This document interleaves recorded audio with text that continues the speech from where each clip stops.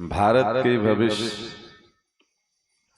हमारे नौनिहाल छोटे छोटे प्यारे प्यारे बच्चे और बच्चों के साथ अपनाए बाल संस्कार शाला। सभी लोग एक बार मेरे साथ साथ गायत्री महामंत्र बोले। ओम भूर्भुवः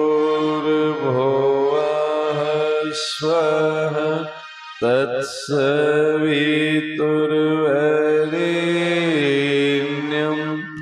भर्गो देवस्य धीमहि धियो यो नः प्रचोदयात्।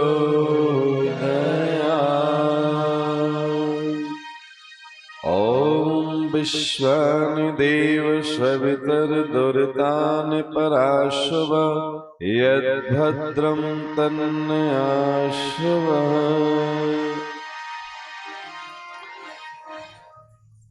प्यारे बच्चों और साथ में उनके साथ बैठे शिक्षक वृंद, अभिभावक गण, माता बहनें एवं हमारे गंधर्व लोग जो संगीत पे अभी बहुत ही सुंदर उपदेश परक संगीत सुना रहे थे आपको। धर्म और विज्ञान का ये अद्भुत समन्वय का मंच है।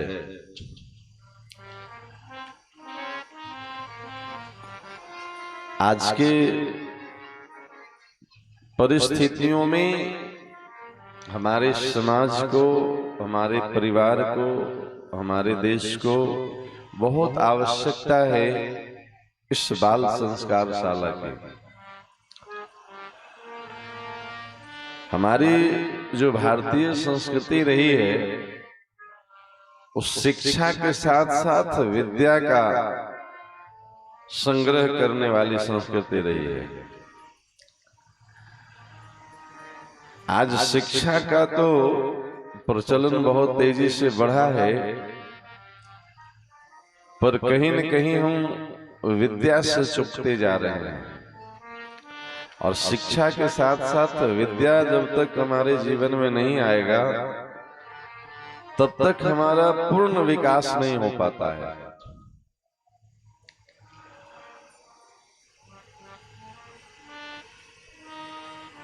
आप विद्यालय में पढ़ते हैं,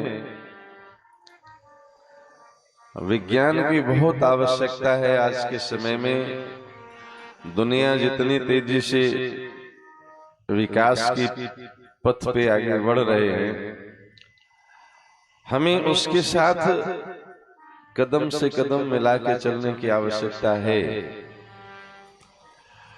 पर हमारा संपूर्ण विकास तभी होगा जब हमारा नींव मजबूत हो। बिल्डिंग ऊपर चाहे जितना भी ले जाएं, नींव उसका मजबूत होना चाहिए। और नींव क्या है? हमारा अध्यात्म। जैसे आपसे कोई पूछे, बहुत ध्यान से सुनिए, एक सवाल है जिसका जवाब हर एक बच्चों को आना चाहिए।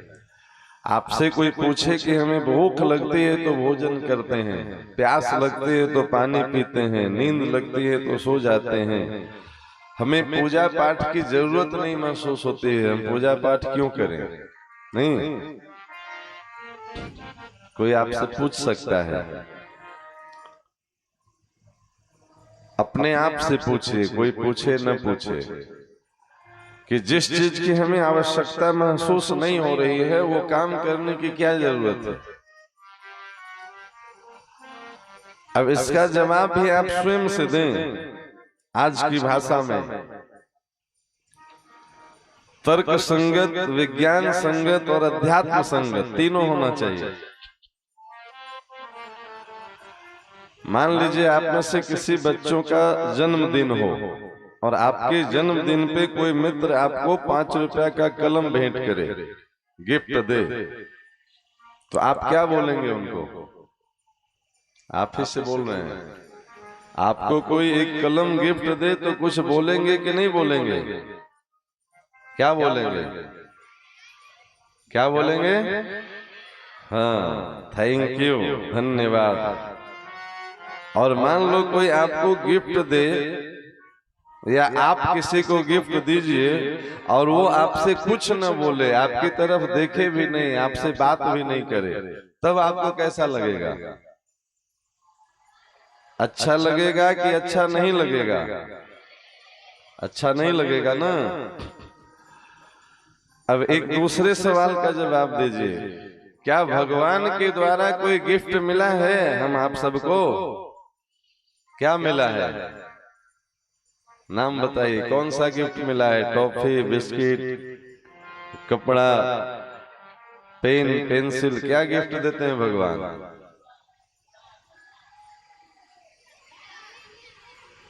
सबसे पहला गिफ्ट है भगवान का ये शरीर, नहीं, मानव शरीर।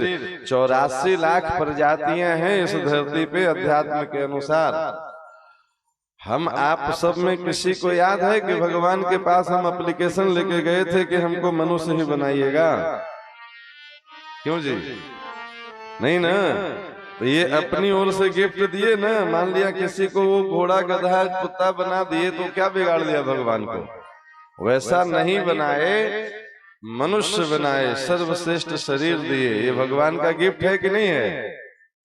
चलिए, भगवान का दूसरा गिफ्ट, कितने लोगों को भगवान मनुष्य बनाए पर किसी को हाथ नहीं दिए, किसी को पैर नहीं दिए, किसी को आंख नहीं दिए। ऐसा मनुष्य भी है कि नहीं है धरती पे? हमको आपको ऐसा नहीं बनाए, पूरा स्वस्थ शरीर मिला है। ये भगवान का गिफ्ट है कि नहीं है? मान लो किसी का हाथ देना भूल गए भगवान, किसी को पैर देना भूल गए, किसी को आंख देना भूल गए, किसी को आवाज देना भूल गए, वो भगवान का कुछ बिगाड़ रहा है? वह भी जी रहे हैं ना धरती पे, हम आप सब भी जी रहे हैं। वैसा जीवन नहीं मिला, ये भगवान का दूसरा गिफ्ट है। अब तीसरा गिफ्ट, इस जिंदगी को जीने के लिए सबसे जरूरी चीज क्या है जिसके बिना आप 2 मिनट नहीं रह सकते हैं? ऑक्सीजन। नहीं, आप भोजन के बिना दिन भर रह सकते हैं, आज एकादशी है, नहीं पाएंगे, कोई दिक्कत नहीं है। जल के बिना भी आप 2-4 घंटा आराम से रह सकते हैं, लेकिन ऑक्सीजन के बिना, हवा के बिना 5 मिनट रह सकते हैं? नहीं ना। ये 24 आवर चाहिए। आप बाजार में पता करिए कि ऑक्सीजन जो हम श्वास लेते हैं इसकी कीमत कितनी है। इसकी कीमत तब पता चलती है जब किसी को घंटे 2 घंटे के लिए हॉस्पिटल में ऑक्सीजन पे रखना पड़ता है। नहीं, अभी 2 साल पहले जो करुणावतार की लीला चल रही थी भगवान की, लाखों रुपया का गड्डी ले लेके लोग घूम रहे थे, ऑक्सीजन का सिलेंडर नहीं मिल रहा था और उनका जैसे आराम हो गया।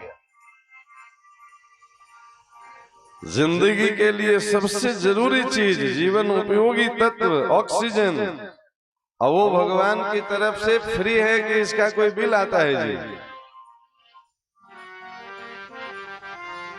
आपके घर में पंखा चलते हैं, कूलर चलते हैं, एसी चलते हैं, उससे भी हवा आती है, नहीं, लेकिन उसका बिल भी आता है ना महीने में, बिजली विभाग से कि नहीं आता है? भगवान कभी बिल भेजे कि भाई साहब 1 महीना में इतना श्वास लिए, मेरे तरफ से ऑक्सीजन सप्लाई हो रहा है, इसका बिल इतना हुआ? कितने लोगों के यहाँ बिल आती है? नहीं आती है ना। तो ये भगवान का गिफ्ट है कि नहीं है? चलो मान लो आप सामर्थ्यवान भी होते और खरीद के श्वास लेने की भी क्षमता भगवान आपको दिए होते। कल्पना करिए कि श्वास लेने के लिए ऑक्सीजन का सिलेंडर पीठ पे बांध के चलना पड़ता, पाइप नाक में लगा रहता। हॉस्पिटल में ऐसे ही न चढ़ता है ऑक्सीजन जी, तो जीवन कितना मुश्किल हो जाता। नहीं, आप रुपया कमा सकते हैं, साधन जुटा सकते हैं, ऑक्सीजन का सिलेंडर खरीद सकते हैं, बना सकते हैं, लेकिन जहां जाते, स्कूल जाते, रास्ते में चलते, बाजार जाते, मेला में जाते और सिलेंडर पीठ पे 20 किलो लदा रहता, जिंदगी मुश्किल हो जाती कि नहीं हो जाती? भगवान कितना आसान किए हैं, जहां नाक है वहीं हवा है, आपको पता भी नहीं चल रहा है, भगवान सप्लाई कर रहे हैं। अरे दिन भर छोड़िए, आप सो जाते हैं फिर भी ये सप्लाई बंद नहीं होती है। नहीं, ये भगवान का गिफ्ट है कि नहीं है? ये देखिए यहाँ पे 2-4 लाइट जो जलती है, इसका कितना बिल आता है? 1 घंटा जनरेटर चला, 1.5 लीटर डीजल खत्म, लगता है ना जी। सूर्य भगवान एक बढ़िया जो है सो लाइट जल जाता है तो पूरा देश चकाचक दिन हो जाता है। इसका कोई बिल आता है? ऐसे ऐसे 1-2 नहीं, 1000 गिफ्ट का नाम हम बता सकते हैं जो भगवान की ओर से, प्रकृति की ओर से, परमात्मा की ओर से निःशुल्क दिया जा रहा है। और कोई एहसान भी भगवान नहीं जताते हैं कि हम दे रहे हैं आपको। अब ईमानदारी से हमको बताइए जरा एक सवाल का जवाब कि जिस परमात्मा के द्वारा इतना बढ़िया बढ़िया गिफ्ट हमको दिया जा रहा है, उनको थैंक यू कहना चाहिए कि नहीं कहना चाहिए? हाँ या ना? थैंक यू कहना चाहिए ना। बस परमात्मा को थैंक यू कहने की जो भाषा है उसको अध्यात्म में पूजा कहते हैं, उसको उपासना कहते हैं, उसको अर्चना कहते हैं। ये कोई अंधविश्वास नहीं है, ये कोई मनमानी पद्धति नहीं है। हे ईश्वर, आपने मुझे इतना सुंदर जीवन दिया, 84 लाख योनियों में मनुष्य बनाया, मनुष्य में भी स्वस्थ शरीर दिया, स्वस्थ शरीर में भी जीवन जीने के लिए इतने साधन उपलब्ध करवाए, ऑक्सीजन फ्री, प्रकाश फ्री, पढ़ने के लिए इतने इतने सुंदर साहित्य फ्री, ज्ञान के लिए इतने सुंदर सुंदर गुरुजनों का सानिध्य, आपने हमें इतना कुछ दिया है, तो हम 10 मिनट, 15 मिनट, आधा घंटा, 1 घंटा आपको थैंक यू कहेंगे। बस यही, इसी को पूजा कहते हैं। अब ये रोज थैंक यू कहना चाहिए कि नहीं कहना चाहिए? क्योंकि गिफ्ट रोज मिल रहा है ना जी। रोज सुबह उठेंगे, रोज ऑक्सीजन, रोज प्रकाश, रोज भोजन, रोज पानी, रोज ज्ञान, ये सब हम समाज से ले रहे हैं, धर्म से ले रहे हैं, अध्यात्म से ले रहे हैं, गुरुजनों से ले रहे हैं कि नहीं ले रहे हैं? तो गिफ्ट रोज मिले तो थैंक यू रोज कहिए, कोई हर्जा है इसमें? इसी को उपासना, साधना, आराधना कहते हैं। इससे फायदा क्या है वो सुन लीजिए, यह भी व्यर्थ नहीं है, फ्री का नहीं। पूजा का जो पहला स्वरूप है उसको उपासना कहते हैं, उपासन। अब देखिए, हम यहाँ बैठे हैं, हमारे पास में भगवान विराजते हैं, यहाँ भागवत जी विराजते हैं, और ऊपर हमारे युगल सरकार राधा कृष्ण का साक्षात दर्शन हो रहा है। घर में भी लोग पूजा करते हैं तो कोई एक पूजा रूम बना के रखते हैं, अलमीरा पे कोई भगवान का चित्र, मूर्ति, जो भी आपको पसंद हो रख लेते हैं, उनके साथ बैठिए, इसको उपासना कहते हैं। कुछ न करिए, सिर्फ वहां बैठने का लाभ है।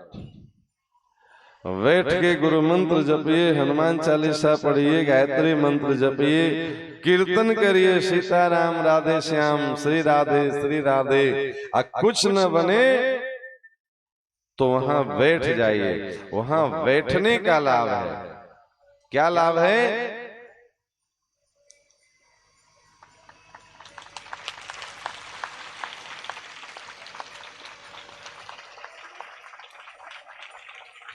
बैठ जाइए आप लोग। भगवान के पास बैठने का क्या लाभ है उसको समझिए ध्यान से। आप जिसके पास भी बैठते हैं उसका गुण आप में आने लगता है, इसको उपासना कहते हैं। कुछ करना नहीं है, जाके बैठिए, उनका गुण आएगा। जैसे अभी बहुत ठंड का सीजन चल रहा है, ठंड जोर की लग रही हो और आग के पास जाके बैठिए, फायदा क्या होगा? तो आग का जो गुण है, आग की जो गर्मी है, धीरे धीरे आप में आने लगेगी। आता है कि नहीं आता है? आग के पास बैठिए 5 मिनट 10 मिनट आधा घंटा, धीरे धीरे आपका शरीर भी गर्म हो जाएगा, हाथ पैर की अकड़न जकड़न समाप्त हो जाएगी, ब्लड सर्कुलेशन नॉर्मल हो जाएगा। ये आग के पास बैठने का फायदा। आने वाले समय में गर्मी का समय आ रहा है, बहुत तेज गर्मी होती है, गर्मी से परेशान है, पंखा चल रहा है उसके पास जाके बैठ जाइए, कूलर चल रहा है उसके पास जाके बैठ जाइए, एसी चल रहा है उसके पास बैठ जाइए। हाथ जोड़ के प्रार्थना नहीं करना पड़ेगा कि कूलर महाराज थोड़ा ठंडक हमें भी दीजिए, करना पड़ेगा जी। आप बैठिए और तुरंत वहां से जो ठंडक निकल रही है आप में मिलना शुरू हो जाएगा। उसी प्रकार से भगवान के पास बैठा जाए, फायदा भगवान के पास बैठते भगवान में जो गुण है वो आप में आने लगेगा। भगवान में क्या गुण है? इनको देवता कहते हैं, देने का गुण है सबसे पहला गुण। अभी बताए ना, निरंतर ये ऑक्सीजन दे रहे हैं, प्रकाश दे रहे हैं, धरती से फल फूल अन्न दे रहे हैं, झरनों के द्वारा जल दिया जा रहा है, नदियों के द्वारा जल, पूरा प्रकृति देने में लगा है। ये देवता का गुण है। आप देवता के पास बैठिएगा तो आप में भी देने का गुण आ जाएगा। अब देने का गुण आ जाएगा तो देने की सामर्थ्य भी आ जाएगी। ध्यान से समझिए, देने का गुण आएगा और सामर्थ्य नहीं रहेगा तो कैसे दिया जाएगा? इसलिए देवता में देने का गुण है तो उनमें देने का सामर्थ्य भी परमात्मा भर के भेजेंगे। दिन भर पेड़ ऑक्सीजन बांटते रहते हैं, उनके पास ऑक्सीजन की कमी होती है। धरती हर वर्ष पैदावार दे रहे हैं, अन्न फल साग सब्जी दे रहे हैं, उनके पास कमी होती है। आप देवता का गुण धारण कर लेंगे, आपके पास भी कोई कमी नहीं रह जाएगी। रिद्धि सिद्धि अन्न धन जीवन सुख शांति से भरा हो जाएगा। ये फायदे का सौदा है कि घाटे का सौदा है? देने का गुण और देने का सामर्थ्य आ जाए ये अच्छा है कि मांगने का गुण और मांगने का सामर्थ्य आ जाए। जब जरूरत पड़े तो बहन जी 2 रोटी दे दीजिए, भूख लगा है, ये बढ़िया है। दोनों में कौन अच्छा है जी? देने का ना, तो देने का गुण और देने का सामर्थ्य बढ़िया है। कहां से मिलेगा? देवता के पास बैठने से। देवता के पास बैठिएगा तो देवता जैसे देने वाले बन जाइएगा। देवता के पास नहीं बैठिएगा तो दूसरे जैसे बन जाइएगा, लेने वाले, मांगने वाले, छीनने वाले, वो सब गुण अपने आप आ जाएगा। जो देवता बनना चाहते हैं कम से कम 10 मिनट 20 मिनट आधा घंटा जितनी आपको उपयोग के अनुसार समय मिले भगवान के पास बैठिए। इतने सारे देवी देवता हैं, राम जी का छवि, कृष्ण जी का छवि, विष्णु भगवान का छवि, सरस्वती माता का छवि, दुर्गा माता का छवि, शंकर भगवान का छवि, जो पसंद आए हर घर में होना चाहिए। सुबह उठिए, दिन यहीं से शुरू होना चाहिए। भगवान का जीवन कैसे शुरू होता है? तो प्रातः काल उठ के रघुनाथा, मात पिता गुरु नावहि माथा। अपने माता पिता और गुरुजनों को चरण छू करके प्रणाम किया जाए। बहुत अंग्रेजी पढ़ लीजिए लेकिन अपनी संस्कृति मत भूलिए। आप अंग्रेजी पढ़ना सीखिए लेकिन जब प्रणाम करना हो ना गुरु जी को, माता पिता बड़े जनों को, तो गुड मॉर्निंग गुड नाइट की परंपरा मत सीखिए, प्रणाम करना सीखिए। दोनों में अंतर क्या है वो समझिए। आप गुरु जी को बोले गुड मॉर्निंग और गुरु जी बोले आपको क्या बोलेंगे? वो भी गुड मॉर्निंग बोलेंगे ना। आप पिताजी को बोलिए गुड मॉर्निंग और तो पिताजी क्या बोलेंगे? Good morning. ये क्या है? तीरन से काटे तीरन को, तीरन पे तीर चलावे। 2 योद्धा की लड़ाई होती है, किधर से तीर मारा है किधर से, दोनों बीच में कट गया। देखें ऐसा सीरियल में, गुड मॉर्निंग इधर से, गुड मॉर्निंग उधर से, दोनों बीच में खत्म। वहां आशीर्वाद वाली घटना नहीं घटेगी। अब उनको जब प्रणाम बोलेंगे तो उधर से आएगा आशीर्वाद, खुश रहिए, आनंद रहिए। नहीं, इसका फायदा क्या है? तो अभिवादन शीलस्य नित्य वृद्धोपसेविन चत्वारि च वर्धन्ते आयुर्विद्या जसो बलम।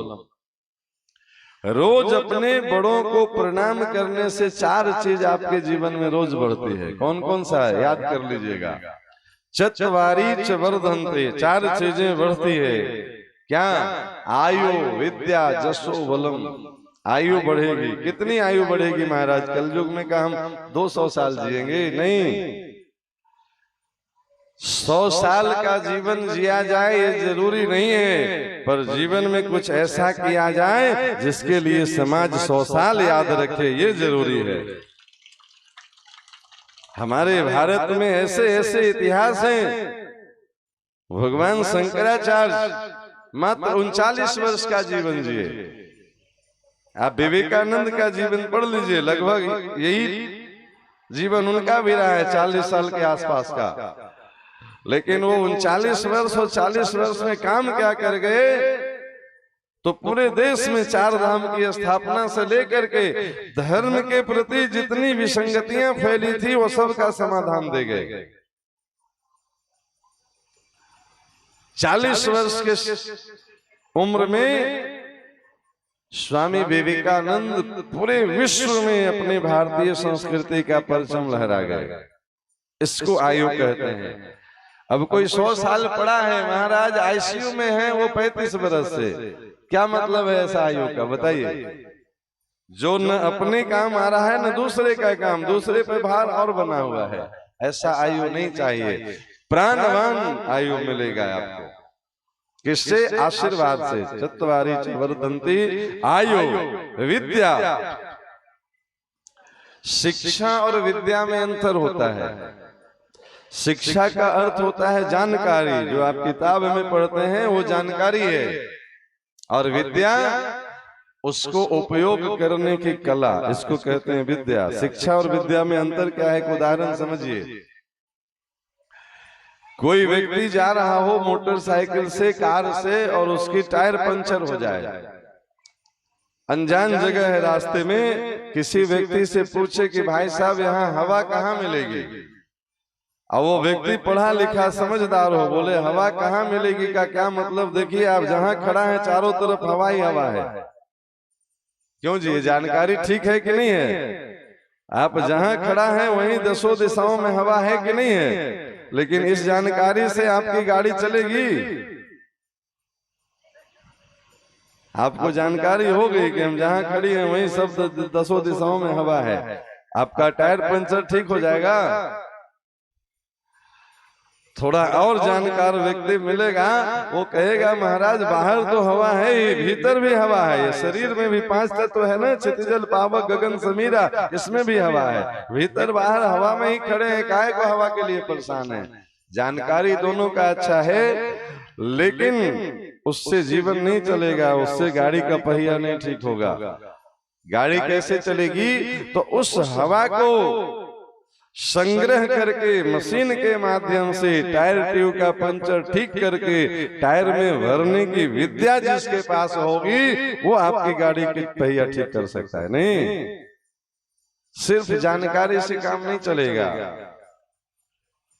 आप जहां बैठे हैं धरती के नीचे पानी है कि नहीं है?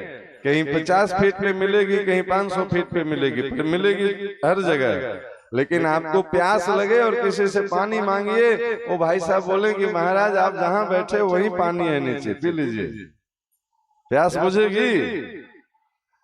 ये क्या है? कोरी जानकारी से जिंदगी नहीं चलेगी। जानकारी जो हो उसको जीवन में उतारने की कला आनी चाहिए, इसको विद्या कहते हैं।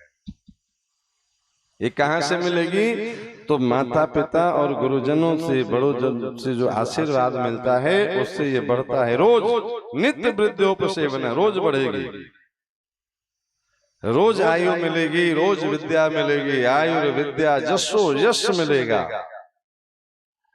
आप जिधर जाएंगे उधर आपका यश मिलेगा, सम्मान मिलेगा। बहुत सारे ऐसे महानुभाव होते हैं, वो चाहे जितना बढ़िया कर लें अंतिम में उनको गाली खाना है, समझे कि नहीं? हम पहले मना कर रहे थे इससे कुछ नहीं होगा। ये क्या है, उसके भाग्य में जस नहीं लिखा है। बड़े बुजुर्गों का आशीर्वाद नहीं मिला है, गुरुजनों का आशीर्वाद नहीं मिला है, और वो आशीर्वाद गुड मॉर्निंग गुड नाइट से नहीं मिलेगा। प्रणाम करिए चरण छू करके, उससे फायदा क्या होता है विज्ञान समझिए उसको। जब आप किसी का चरण छूते हैं, चाहे व्यक्ति हो या भगवान हो, मंदिर में जाते हैं, पैर छू के प्रणाम करिए, दंडवत करिए, फायदा क्या होगा, चरण छूने के क्रम में आपका सर झुकता है, झुकेगा कि नहीं झुकेगा। यहाँ पे कंधे के पास जो रीढ़ की हड्डी होती है ना, उसमें 9 ग्रहों का वास होता है। ये विज्ञान है अपना। अब उसमें से कोई ग्रह जो है सो प्रतिकूल है। शनि की महादशा खराब चल रही है, राहु की अंतर्दशा खराब चल रही है, मंगल खराब है, ये सब कहाँ रहते हैं, तो ये कंधे के पास जो रीढ़ की हड्डी है ना, उस स्थान में उनका भाग है, विराजमान है। कौन? 9 ग्रह। और उसमें सबसे ऊपर शनि जी रहते हैं, सूर्य के पुत्र हैं। जब आप झुकते हैं, सर झुकता है, तो सामने वाले की दृष्टि पड़ती है कहाँ? पीठ पे पड़ेगी ना। और दृष्टि जो पड़ती है वो नेत्र से पड़ती है ना, और नेत्र के देवता कौन है? सूर्य। चंद्रमा मनसो जातो चक्षु सूर्यो अजायत। नेत्र के देवता, इस शरीर में अलग अलग अंग के देवता हैं। हाथ के देवता इंद्र, पैर के देवता विष्णु, उसी प्रकार से नेत्र के देवता भगवान सूर्य। और सूर्य कौन है? 9 ग्रह का स्वामी ग्रह है। नहीं, अब विज्ञान में भी पढ़िएगा तो मिल जाएगा। बाकी सब ग्रह सूर्य के चारों तरफ चक्कर काटते हैं। नहीं, सूर्य है स्वामी, मतलब मालिक, और बाकी सब उनके अनुचर, अनुगामी। जब बॉस का नजर पड़ता है तो बाकी ग्रह शांत रहते हैं। स्कूल में हेडमास्टर साहब छड़ी लेके घूम जाएं तो सब बच्चे शांत हो जाएंगे कि नहीं हो जाएंगे? ये फायदा है प्रणाम करने का। ये कोई मनमुखी बात नहीं बताते हैं। आप रोज चरण छूइए बड़ों को, सूर्य भगवान की दृष्टि शनि महाराज पे पड़ते रहेगी, वो शांत रहेंगे। कभी ग्रह परेशान नहीं करेगा जीवन में आपको। सभी ग्रहों की शांति। लोग कितना रुपया खर्च करते रहते हैं, महाराज ग्रह खराब है, क्या करें, महामृत्युंजय कराइए 1.25 लाख। कितना खर्च होगा? 1,51,000। प्रणाम करने में कितना खर्च है बताइए? फ्री में ये लाभ है। प्रणाम करने से सारे ग्रह शांत रहते हैं। जिसका बॉस अनुकूल हो, सूर्य का दृष्टि अनुकूल पड़ते रहे। आशीर्वाद देते समय क्या होता है? स्नेह की दृष्टि रहती है, क्रोध की दृष्टि नहीं रहती है। स्नेह की दृष्टि मतलब अनुकूल दृष्टि। गांव में किसी से झगड़ा हो जाए 2 व्यक्ति में, और कोई मुकदमा कर दे एक दूसरे पे, आज जिस पे मुकदमा किया गया है जिस थाने में, उस थानेदार साहब को पता चले कि भैया जिस पे मुकदमा हुआ है इस जिला के एसपी उसके खास समधी लगते हैं, तो थानेदार साहब नॉर्मल हो जाएंगे कि नहीं हो जाएंगे? शनि ग्रह का अंतर्दशा महादशा आया, और शनि जी को पता चलेगा कि जिस पे हमारी महादशा आया उनका संबंध हमारे बॉस सूर्य से है, तो शनि महाराज शांत हो जाएंगे कि नहीं हो जाएंगे? ये फायदा है। चत्वारी च वर्धन्ति आयुर्विद्या जशोबलम। ये धर्म का विज्ञान बता रहे हैं आपको। ये कोई ऐसे ही पोंगा पंथी नहीं है अपने यहाँ। क्या क्या बढ़ा? आयु विद्या जस बल बढ़ता है। बल का मतलब सिर्फ शरीर का बल नहीं, आत्मबल, मनोबल। आत्मबल और मनोबल कमजोर होगा तो शरीर बल रहते हुए भी कुछ नहीं कर पाइएगा, और आत्मबल और मनोबल मजबूत है तो शरीर कमजोर भी होगा तो वो बड़े से बड़ा काम कर लेगा। आज भारत सरकार की जितनी करेंसी पे देखते हैं फोटो किनका छपा रहता है? महात्मा गांधी का फोटो नहीं देखते हैं? शरीर से वो कितने पहलवान दिखते हैं। क्यों जी? महात्मा गांधी भारत के सर्वश्रेष्ठ पहलवान थे, क्यों फोटो छपा है उनका? उनका आत्मबल मजबूत था, उनका मनोबल मजबूत था। कितना मजबूत था? ब्रिटिश के जमाने के पढ़े लिखे बैरिस्टर, एक नंबर के वकील थे उस समय के। दक्षिण अफ्रीका में एक घटना घट गई, ध्यान से समझिए। वकील साहब एयर कंडीशन बोगी का टिकट लेके एयर कंडीशन डब्बा में बैठ के यात्रा कर रहे थे। भारत गुलाम थे उस समय। टीटी आए, भाई साहब टिकट दिखाए। टिकट देखने के बाद भी टीटी महाराज बोले कि आप गुलाम भारतीय हैं, इसलिए एयर कंडीशन बोगी में बैठ के यात्रा करने के अधिकारी नहीं है आप। अब ये साहब पढ़े लिखे वकील थे, कानून जानते थे। बोले जिसके पास ये टिकट है वो बैठ सकता है। टीटी बोला यहाँ मेरा कानून चलता है, मेरा मतलब अंग्रेजों का राज चलता है। उस समय लगभग 70% देशों में अंग्रेज का शासन था। बोला यहाँ किताब का कानून नहीं चलता है, यहाँ मेरा कानून चलता है। हमारा कानून ये है कि आप गुलाम देश के गुलाम नागरिक हैं, इसलिए हमारे साथ बैठ करके आप यात्रा नहीं कर सकते हैं। अब दोनों में जो है सो बहस होने लगी। वकील साहब बोले कि हमारे पास टिकट है, यात्रा कर सकते हैं, आप मना नहीं कर सकते हैं। टीटी साहब बोले कि आपके पास टिकट है, लेकिन आप गुलामी के देश के नागरिक हैं, जहां हमारा राज्य चलता है, इसलिए आप नहीं बैठ सकते हैं। दोनों में बहस इतना बढ़ी, ये उतरने को तैयार नहीं, वो बैठने देने को तैयार नहीं। अगला स्टेशन आया, टीटी 2 सिपाही को बुलाया। क्या किया? तो एक भाई ने मोहनदास करमचंद गांधी का पैर पकड़ा और एक सिपाही ने हाथ पकड़ा और उठा करके रेल के डब्बा से बाहर फेंक दिया प्लेटफार्म पे। कहां? साउथ अफ्रीका की ये घटना है। हम आप में से कोई होते तो अपना जो है सो कपड़ा झाड़ते, धूल झाड़ते, भैया कौन देख रहा है साउथ अफ्रीका में, कोई हमारे जान पहचान का है, चल देते। लेकिन वो धूल झाड़े कि नहीं झाड़े अब तो वो जाने, पर उन्होंने मन में एक संकल्प लिया। क्या? कि अरे गोरे अंग्रेज, तूने आज मुझे इस एयर कंडीशन डिब्बा से उठा के बाहर फेंका है। मैं मोहनदास करमचंद गांधी ये संकल्प लेता हूं कि एक दिन में तुम्हें पूरे भारत से निकाल कर फेंक दूंगा। ये क्या था? ये आत्मबल मजबूत होने का प्रमाण, मनोबल मजबूत होने का प्रमाण। उधर से आए भारत, बैरिस्ट्री का सर्टिफिकेट फाड़ के फेंक दिए। बोले हमको वकालत नहीं करनी है। क्या करेंगे महाराज? तो भारत को आजाद करवाएंगे। किससे? अंग्रेजों से। कैसे? तो लाठी लेकर के, गोला से, तोप से नहीं। कुछ लोग सुने, हंसने लगे, ये पागल हो गया, इसका दिमाग फिर गया है, ये अंग्रेजों को भगाएगा डंडा लेकर के। आज भी देखेंगे गांधी जी के हाथ में डंडा है, राइफल नहीं। बोले कि बेटा मैंने संकल्प लिया है, हम आपसे पूछ के नहीं लिए हैं। हम आजादी की लड़ाई शुरू करते हैं, हम लड़ेंगे। आपको अच्छा लगे तो आप साथ हो जाइए, नहीं अच्छा लगे तो बैठ के लड्डू पूड़ी पाइए। भीड़ थी पूरे देश में, कुछ लोग को अच्छा लगा, साथ हो गए। कुछ लोग साथ हुए तो उसमें भी 2 मत के थे, एक गरम दल बना, एक नरम दल बना। गरम दल में सुभाष चंद्र बोस जैसे लोग, चंद्रशेखर आजाद जैसे लोग बोले आजादी का लड़ाई तो हम भी लड़ेंगे, पर हम हाथ जोड़ करके नहीं, हम थप्पड़ मार करके भगाएंगे।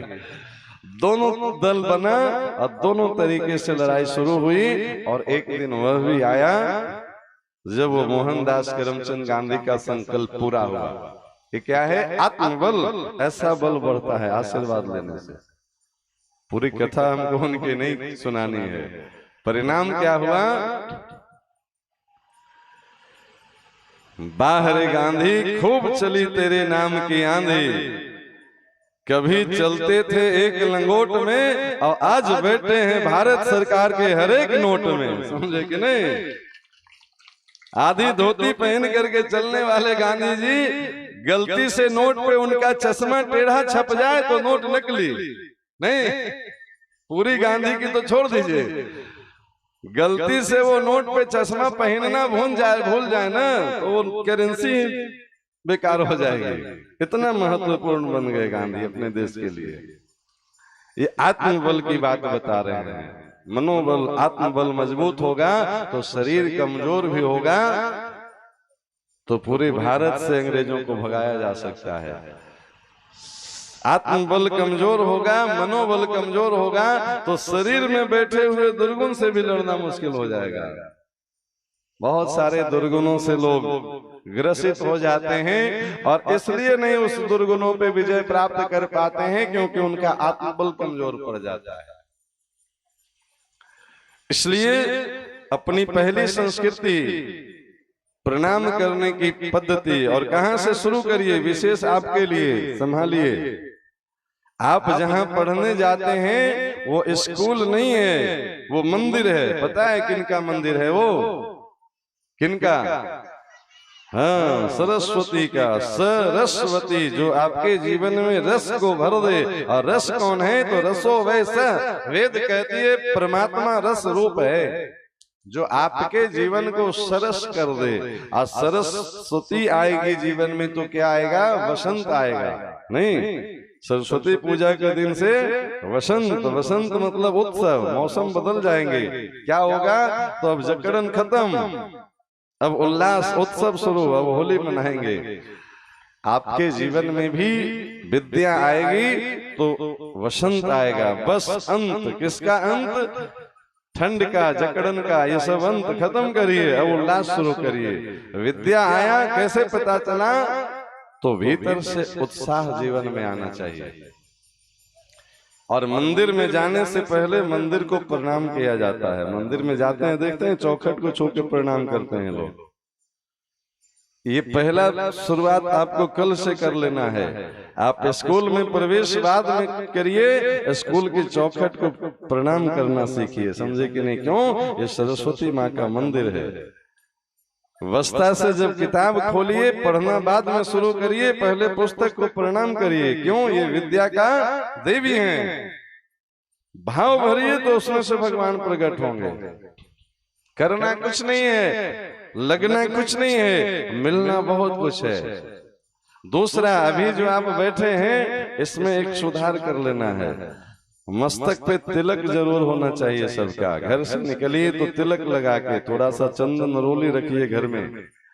पीला चंदन आता है, बहुत बढ़िया बढ़िया, बाजार में मिल जाएगा। गीला चंदन, सूखा चंदन, थोड़ा सा जल में मिलाइए, तिलक लगाइए। इससे फायदा क्या है वो भी सुन लीजिए। चंदनस्य महत्पुण्यम पवित्रम पाप नाशनम आपदाम हरते नित्यम लक्ष्मी वस्तु सर्वदा। लक्ष्मी तिष्ठति सर्वदा। चंदनस्य महत्पुण्यम, चंदन लगाने का बहुत पुण्य है। क्या है? पवित्रम पाप नाशनम, ये जीवन को पवित्र कर देता है।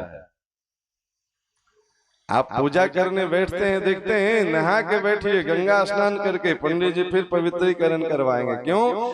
नहाने से शरीर धुला पवित्र नहीं होगा, पवित्र मंत्र से होगा। कोई मंत्र की जरूरत नहीं है, चंदन लगा लीजिए, शरीर पवित्र हो गया। इसके बिना शरीर अपवित्र होता है। तो आप मंदिर में जाते हैं ना, सरस्वती के मंदिर में, शरीर पवित्र होना चाहिए। बिना चंदन लगाए पूजा नहीं किया जाता है। चंदनस्य महत्पुण्यम पवित्रम पाप नाशनम, शरीर पवित्र होगा तो जन्म जन्मांतर के पापों का नाश हो जाएगा। कुछ लगना है इसमें, कोई पूंजी लगना है, चंदन लगा के नहीं। कोई जरूरी नहीं है कि इतना बड़ा तिलक लगाइए, छोटा सा उंगली से आप लगा लीजिए बिंदी, फायदा उतने मिलेगा आपको। पवित्रम पाप नाशनम। और तीसरा फायदा तो एकदम सुन करके गदगद हो जाइए। आपदाम हरते नित्यम। आपदा मतलब कष्ट, चंदन लगा के निकलिए, रास्ते में कोई कष्ट आने वाले होगा, कोई दुर्घटना होने वाला होगा, उससे ये आपकी रक्षा करते हैं। आपदाम हरते, हरण हो जाएगा कब? नित्यम, रोज की ये व्यवस्था है। आपदाम हरते नित्यम। और क्या फायदा? लक्ष्मी तिष्ठति सर्वदा। चंदन लगाने वाला व्यक्ति कभी जीवन में गरीब नहीं रहेगा, गारंटी है, शास्त्र का वचन है। लक्ष्मी तिष्ठति सर्वदा। चंदन लगाने वाले व्यक्ति के पैकेट में रुपया हमेशा रहेगा। अब बताइए, ये फायदा है कि घाटा है चंदन लगाने से? जिनको इतना फायदा चाहिए वो कल से शुरू कर लीजिए।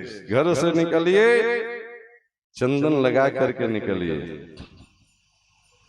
बहनें तो सब पहले से तैयार हैं, भाई लोग एक और सुधार करिए, माथे पे चोटी रखा जाए।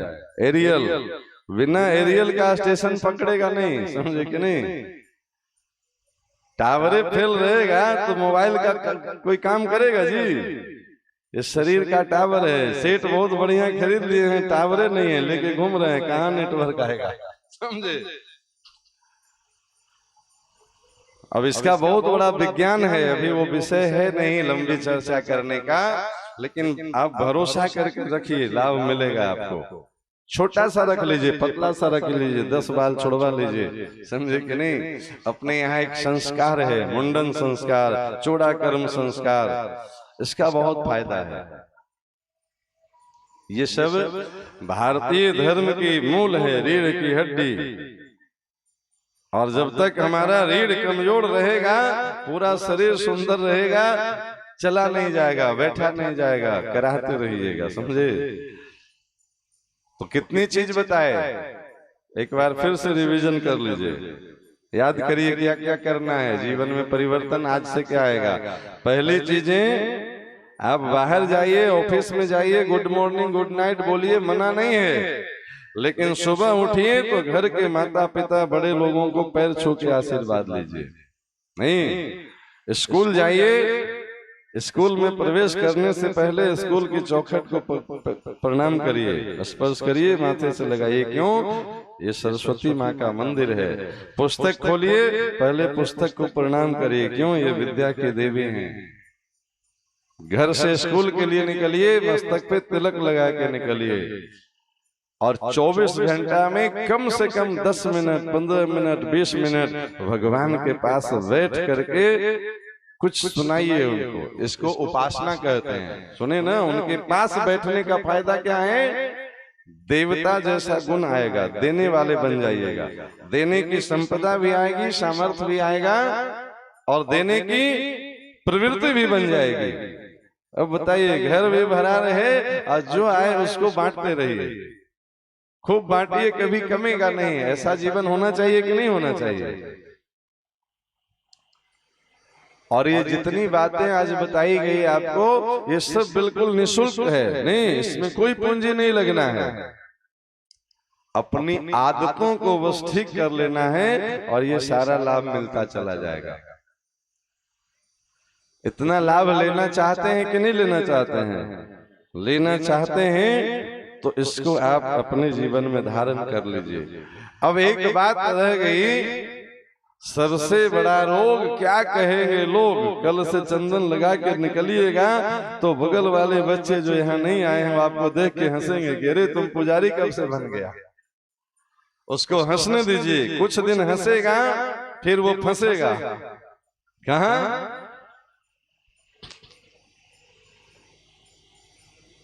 ये जो शरीर आपको बता रहा है ना, देखिए यहाँ पे बैनर में नाम के पहले डॉक्टर लिखा हुआ है। एक डॉक्टर अगर पीला कपड़ा पहन के पहला बार निकला होगा तो लोग हंसे होंगे इस पर भी। नहीं, जो कोट पैंट टाई लगा करके चलने वाला व्यक्ति कार से, और वो पहली बार इतना बड़ा चोटी रख करके धोती कुर्ता पीला लेकर के निकला होगा तो लोग हंसे होंगे कि नहीं हंसे होंगे?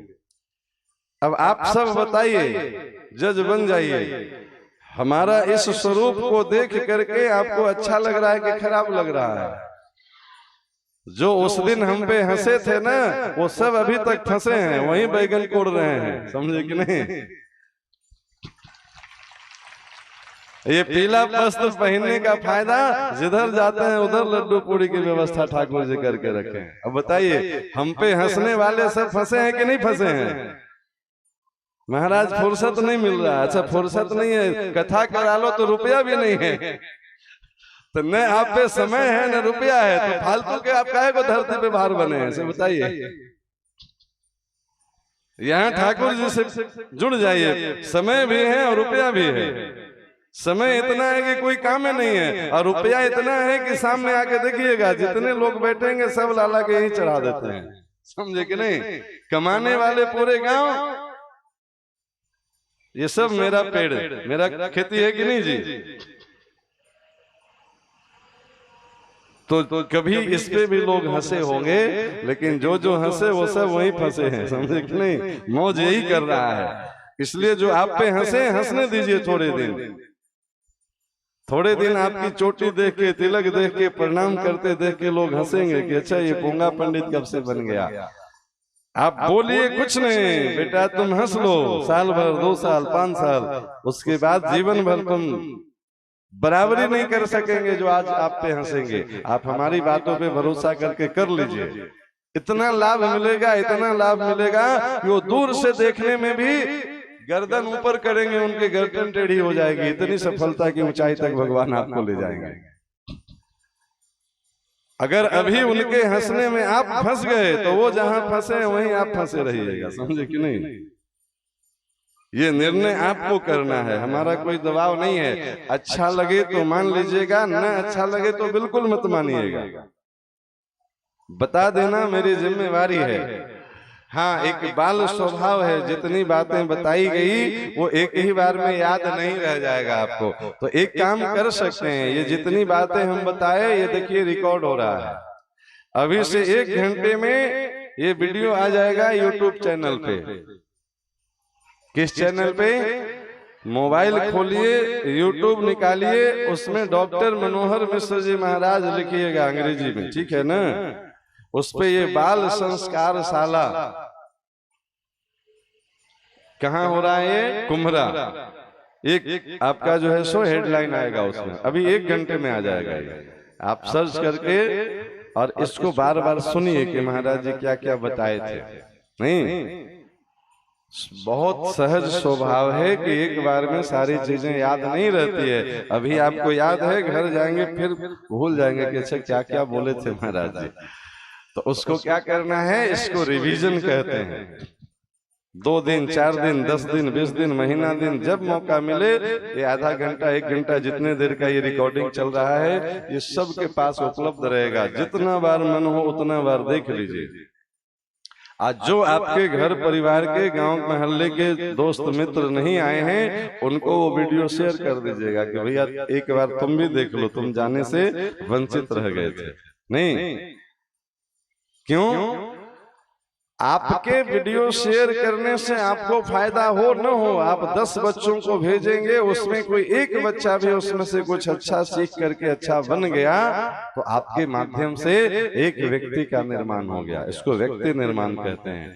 हर व्यक्ति अपना अपना निर्माण कर ले तो यही व्यक्ति मिलकर के परिवार बनेंगे, परिवार निर्माण हो गया। और हर परिवार अच्छा बन गया तो यही परिवार मिलकर समाज बनेंगे, फिर समाज निर्माण हो गया ना? जितने लोग बैठे हैं ये अपने आप में ये अच्छाई धारण कर लें तो किसी को कहना नहीं पड़ेगा कि बहन जी आप भी धारण करो। हर कोई, मेरी हर बहनें, हर बेटी ये मान ले तो इतने घर, इतने परिवार, इतने समाज का निर्माण ये 1 घंटे के बाल संस्कार शाला में हो जाएगा। बहुत आसान फार्मूला है, कुछ इसमें करना नहीं है। छोटी छोटी जो बातें बताई गई है आप इसको मानते रहिए। और अगर आप चैनल से जुड़ जाएंगे तो ऐसे ऐसे बहुत सारी बातें उसमें हम रोज बताते रहते हैं। कभी मौका मिले तो 10 मिनट, आधा घंटा उसमें से कोई वीडियो सुन लिया करिए। किसी भी वीडियो को आप देखिएगा, इसी तरह के बाल संस्कार शाला से लेके पौड़ संस्कार शाला सब हम चलाते हैं। अभी आप बैठे हैं, शाम में आपके माता पिता, दादा दादी सब बैठेंगे, उनको फिर शाम में पढ़ाएंगे। यही काम रहा है अपने पास, समझे ना? तो जब मन हो तब आप चैनल से जुड़ करके भी उसका लाभ ले सकते हैं। धन्यवाद। 1 मिनट मेरे साथ साथ गोविंद नाम संकीर्तन कर लें। गोविंद बोलो हरि गोपाल बोलो, गोविंद बोलो हरि गोपाल बोलो, गोविंद बोलो हरि गोपाल बोलो, गोविंद बोलो हरि गोपाल बोलो, गोविंद बोलो हरि गोपाल बोलो, गोविंद बोलो हरि गोपाल बोलो, गोविंद बोलो हरि गोपाल बोलो, गोविंद बोलो हरि गोपाल बोलो, राधा रमन हरि गोविंद बोलो, राधा रमन हरि गोविंद बोलो, राधा रमन हरि गोविंद बोलो, राधा रमन हरि गोविंद बोलो, गोविंद बोलो हरि गोपाल बोलो, गोविंद बोलो हरि गोपाल बोलो, गोविंद बोलो हरि गोपाल बोलो, गोविंद बोलो हरि गोपाल बोलो, राधा रमन हरि गोविंद बोलो, राधा रमन हरि गोविंद बोलो, राधा रमन हरि गोविंद बोलो, राधा रमन हरि गोविंद बोलो। एक बार सभी लोग मेरे साथ भाव से बोलिए राधे राधे राधे राधे। और कुछ सुनाएंगे आप लोग भी? क्या